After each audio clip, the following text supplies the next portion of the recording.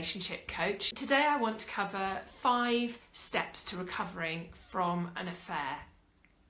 And this is a very, very painful situation if someone has had an affair within a relationship, and it's a very difficult thing to recover from. So what I wanted to share was the things that I know are important steps in the process. So the first step is for the person who has had the affair to stop contact with the third party, to not have any contact at all.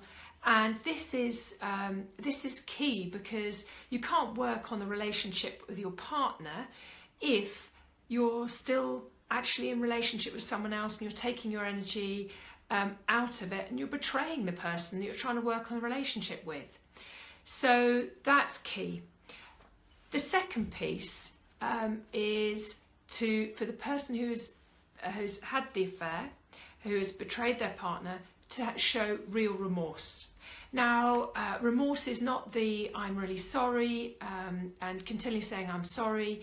That actually often is the person's guilt talking and has no impact at all on the person who's been betrayed. And so this is something that is very different. So remorse means that you actually have empathy for the impact that you've had on your partner who you've hurt. So it means being able to really show that you hear the pain that you have caused and be willing to stay with that. And a partner will say, the partner who's been betrayed will say that they can actually tell the difference between "I'm sorry" and someone's guilt and real remorse. The next step, the third step, links to that. The person who has been betrayed, who is basically going through a grief process, the relationship is not what they thought it was. It's not how they thought it was. So there are an awful lot of feelings that come up, inevitably a lot of anger, a lot of sadness, and one of the steps that really helps is for the partner who betrayed them to hear their anger, their sadness, and the grief that they feel at the change in the relationship and the loss that they're feeling at that time. Step number 4. Step number 4 is about both partners daring to understand what was happening that caused the affair. And I guess the hardest part is this is quite against our culture. We want to blame the person who's had the affair. It's all their fault. Well, yes, they did something that's destructive. It's not an okay way to behave in relationship, and it's not an excuse. However, affairs don't tend to happen if a relationship is in a good place or that the dynamic is working.